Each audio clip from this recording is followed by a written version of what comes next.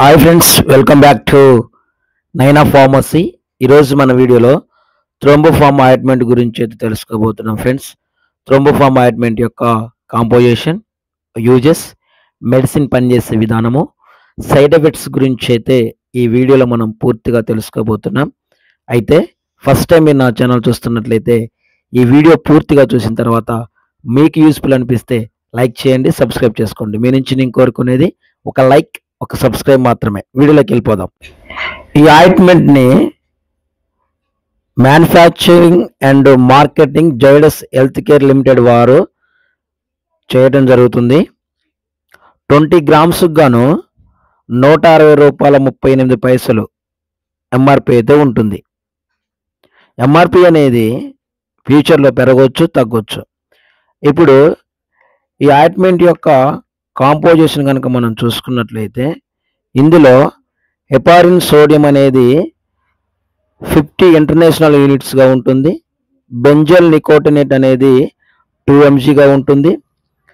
తర్వాత ascorbic acid అనేది 1.97 mgగా ఉంటుంది. ఈ ఆయింట్మెంట్ ఎక్స్టర్నల్ యూజ్ మాత్రమే. థ్రోంబోఫామ్ ఆయింట్మెంట్ యొక్క ఉపయోగాలు చూద్దాం. యూజెస్, ఈ ఆయింట్మెంట్ని దేనికోసం ఉపయోగిస్తారని కనుక మనం చూసినట్లయితే, ఇంజెక్షన్ ఇచ్చిన తర్వాత కొంతమందిలో ఆ ఇంజెక్షన్ ఇచ్చినటువంటి ప్రాంతంలో గడ్డలు అనేవి ఏర్పడుతూ ఉంటాయి. అంటే రక్తం అనేది ఆ ప్రాంతంలో గడ్డగడుతూ ఉంటుంది. అదేవిధంగా బ్లడ్ టెస్ట్లు చేసేటప్పుడు నెడిల్ ఇన్సెర్ట్ చేసినటువంటి దగ్గర కూడా రక్తం అనేది గడ్డగడుతూ ఉంటుంది. సెలైన్ ఎక్కించేటప్పుడు నీడిల్ ఇన్సెర్ట్ చేసిన దగ్గర కూడా కొంతమందిలో ఆ గడ్డలు అనేవి ఏర్పడుతూ ఉంటాయి, రక్తం అనేది గడ్డగడుతూ ఉంటుంది. అలాంటి సందర్భంలో ఈ థ్రోంబోఫామ్ ఆయింట్మెంట్ని అప్లై చేయడం ద్వారా ఆ గడ్డలు అనేవి కరిగిపోవటం అయితే జరుగుతుంది. ఇప్పుడు ఇందులో ఉపయోగించినటువంటి ఆ మెడిసిన్ ఏ విధంగా పనిచేస్తుందని కనుక మనం చూసుకున్నట్లయితే, ఈ బెంజల్ నికోటినేట్ అనేది 2 mgగా ఉంటుందని చెప్పుకున్నాం కదా. ఇది ఒక వాసోడైలేటర్, అంటే రక్తనాళాల యొక్క వెడల్పును పెంచుతుంది. అదేవిధంగా హెపారిన్ అనేది 50 ఇంటర్నేషనల్ యూనిట్స్గా ఉంటుందని చెప్పుకున్నాం కదా. ఇది ఒక యాంటీ కోయాగులెంట్గా పనిచేస్తుంది. అంటే గడ్డను కరిగించడానికైతే ఉపయోగపడుతుంది.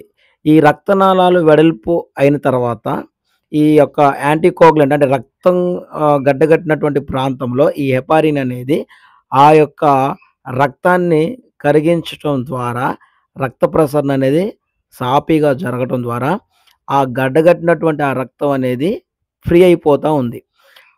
అలా ఈ యొక్క మెడిసిన్, ఇందులో ఉన్నటువంటి ఈ బెంజల్ నికోటినేట్, అదేవిధంగా హెపారిన్ అనేది పనిచేయటం అయితే జరుగుతుంది.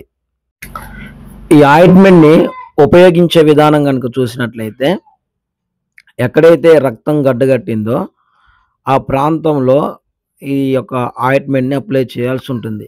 అప్లై చేసిన తర్వాత రబ్ చేయటం కానీ, మసాజ్ చేయటం కానీ చేయకూడదు.